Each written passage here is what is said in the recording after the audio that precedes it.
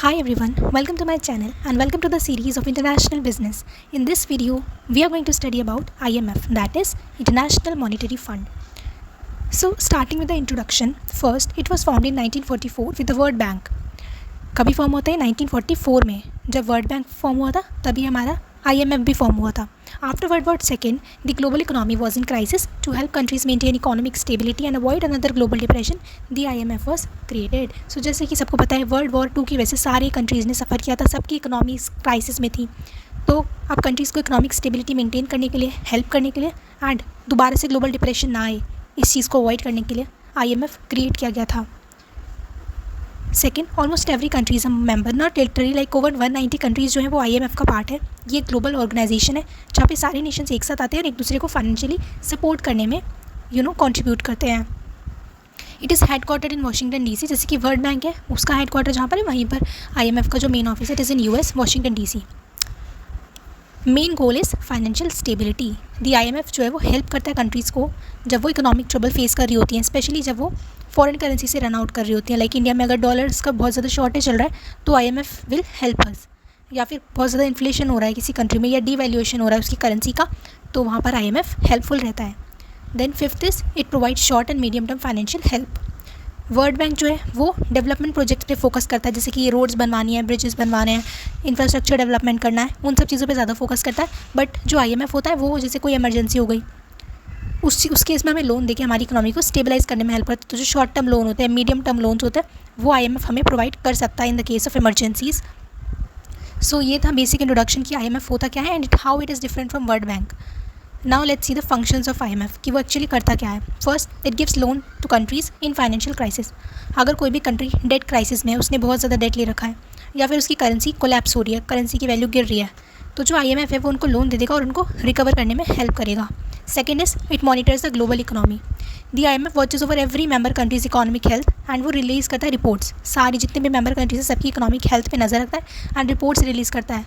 Like एक health checkup करके चलता है वो वर्ल्ड की इकोनॉमीज़ का, देखता रहता है कि इसकी इकोनॉमी कैसे चल रही है एंड देन उनको हेल्प प्रोवाइड करता है अगर नीडेड है तो. Third, it offers policy advice. ये सजेस्ट करता है इकोनॉमिक रिफॉर्म्स जो भी इसकी मेंबर कंट्रीज़ है, अगर उनकी उनकी जो पॉलिसीज़ है उसमें से कोई गड़बड़ दिख रही है तो उनको एडवाइस देगा कि आपको क्या करना चाहिए अपने बजट्स को मैनेज करने के लिए, इन्फ्लेशन को कंट्रोल करने के लिए एंड सस्टेनेबली ग्रो करने के लिए. तो ये पॉलिसी एडवाइस भी प्रोवाइड करता है. It provides technical training and support. तो जैसे कि वर्ल्ड बैंक करता था technical training and support, IMF भी जो गवर्नमेंट ऑफिशियल्स होते हैं उनको बजटिंग के बारे में, स्टैटिस्टिक्स, फाइनेंशियल मैनेजमेंट, इन सब चीज़ों की ट्रेनिंग देता है ताकि वो अपने नेशनल सिस्टम्स को इम्प्रूव कर सकें. Fifth is it encourages global monetary cooperation. ये कंट्रीज़ को साथ में लाता है ताकि ओवरऑल पूरे ग्लोब में स्मूथ ट्रेड हो सके, करेंसी स्टेबल रहे और फाइनेंशियल शॉक्स ना आए. तो ये हो गए main functions of IMF. Now let's see the structure of IMF कि ये ऑर्गेनाइज कैसे किया जाता है. सबसे पहला इसमें बोर्ड ऑफ गवर्नर्स. ये टॉप डिसीजन मेकिंग बॉडी होती है जिसमें एक गवर्नर होता है हर एक कंट्री से. जितनी भी कंट्रीज इसकी मेंबर है सबसे एक गवर्नर होता है जो कि वहाँ का यूजुअली फाइनेंस मिनिस्टर या फिर सेंट्रल बैंक का हेड, यानी अगर इंडिया है तो RBI का हेड होगा. तो यहाँ पर एक बोर्ड ऑफ गवर्नर्स होती है जो कि जितने भी मेजर डिसीजंस होते हैं वो यही लेती है. सेकेंड होती है एग्जीक्यूटिव बोर्ड, जहाँ पर 24 डायरेक्टर्स होते हैं जो कि IMF का डे टू डे वर्क देखते हैं और डिफरेंट ग्रुप ऑफ कंट्रीज़ को रिप्रेजेंट करते हैं. Then third one is managing directors. तो IMF का जो हेड होता है जो ऑर्गेनाइजेशन को लीड करता है एंड उसको ग्लोबली रिप्रेजेंट करता है, वो होता है इसका managing director. Fourth is quota system. जो भी कंट्रीज़ हैं वो कोटा कंट्रीब्यूट करती है. कोटा का मतलब मनी कंट्रीब्यूट करती है अपनी इकोनॉमी के साइज़ के अकॉर्डिंग. सारी कंट्रीज़ कोटा कंट्रीब्यूट करती हैं, जितना बड़ा जिसका कंट्रीब्यूशन होगा उतनी उसको वोटिंग पावर और बोरिंग राइट्स मिल जाते हैं.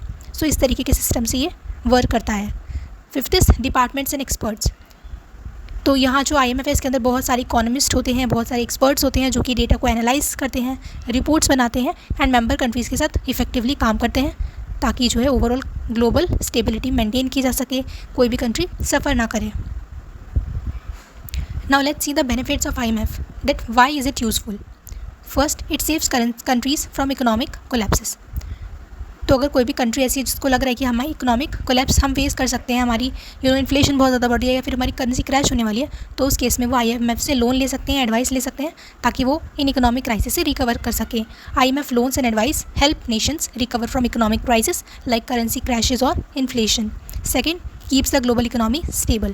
By helping individual countries stay afloat, it protects the larger global economy from chaos. तो ओवरऑल जो ग्लोबल इकोनॉमी है वो स्टेबल रखने का काम IMF करता है। जो इंडिविजुअल कंट्रीज इसकी मेंबर है उनको हेल्प करता है। अब एक अगर इंडिविजुअल कंट्री स्टेबल रहेंगी तो ओवरऑल जो हमारी ग्लोबल इकोनॉमी है वो अपने आप ही प्रोटेक्ट हो जाएगी किसी भी सॉर्ट के केओस से, क्योंकि कोई भी इकोनॉमिक क्राइसिस किसी पर्टिकुलर कंट्री से ही स्टार्ट होती है जो कि पूरे वर्ल्ड में फैल जाती है। तो इसलिए ये हमें ग्लोबल इकोनॉमी को स्टेबल रखने में हेल्प करता है। Then it supports economic reform and discipline. जो IMF है वो कंट्रीज़ को हेल्प करता है स्ट्रक्चरल प्रॉब्लम्स को फिक्स करने में इकोनॉमीज़ की, जिससे कि उनकी लॉन्ग टर्म एफिशिएंसी इंप्रूव होती है। मतलब कोई भी कंट्री का कैसा इकोनॉमिक स्ट्रक्चर है, क्या पॉलिसीज़ वगैरह वो यूज़ करते हैं, क्या डिसिप्लिन वो यूज़ करते हैं, उसको उनको समझाएगा कि इसमें क्या प्रॉब्लम है, उसको कैसे फिक्स किया जा सकता है ताकि लॉन्ग टर्म एफिशिएंसी इंप्रूव हो उस कंट्री की। Then it encourages international cooperation. Countries work together under the IMF umbrella to create a more connected and stable financial world. तो IMF के थ्रू इतनी सारी कंट्रीज़ कनेक्ट होती हैं, एक साथ वर्क करती हैं, तो एक अम्ब्रेला की तरह काम करता है और एक बहुत ही connected and financially stable world create करता है जहाँ पर सब एक दूसरे की हेल्प कर सकते हैं। Then it offers education and capacity building. जैसे कि हमने पढ़ा था कि ट्रेनिंग्स देते हैं, टेक्निकल हेल्प प्रोवाइड करते हैं, तो इससे सारी कंट्रीज़ को सपोर्ट मिलता है एक स्ट्रॉन्ग फाइनेंशियल सिस्टम बिल्ड करने में। ये तो हो गए benefits. Now let's see the other side, the limitations of IMF। First is strict conditions on loan. Countries receiving IMF help often have to follow tough economic reforms which may hurt their people in the short term. So अगर कोई भी country IMF से loan ले रही है, help ले रही है किसी भी सॉर्ट की, तो उनको कुछ रूल्स, रेगुलेशंस, कंडीशंस लगाई जाती है जो कि उनको फॉलो करनी होती है, जो कि काफ़ी टफ होती हैं कि इनके जो लोग हैं उनको इसकी वजह से सफ़र करना पड़ सकता है शॉर्ट टर्म में। Then it increases burden on poor countries. Repaying IMF loan can become difficult, especially when countries already struggle with poverty and weak economies. तो ऑब्वियसली कोई भी पुअर कंट्री है, अब वो IMF से हेल्प तो ले लेगी बट वो एक तरीके के लोन ही है and someday or the another you will have to repay that loan. तो एक तरीके से जो पुअर कंट्रीज़ का बर्डन होता है वो इंक्रीज हो जाता है। Third, unequal voting power.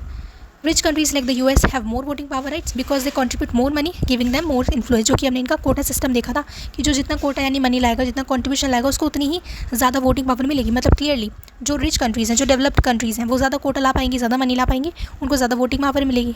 और जो पुअर कंट्रीज़ हैं, डेवलपिंग कंट्रीज़ हैं, उनको उतनी वोटिंग पावर नहीं मिलेगी, तो वहाँ पर इक्वालिटी नहीं रहेगी। जो भी डिसीजंस होंगे वो रिच कंट्रीज़ जो है कहीं ना कहीं उनको एक बायस मिल जाएगा। Fourth, focus is on short term fixes.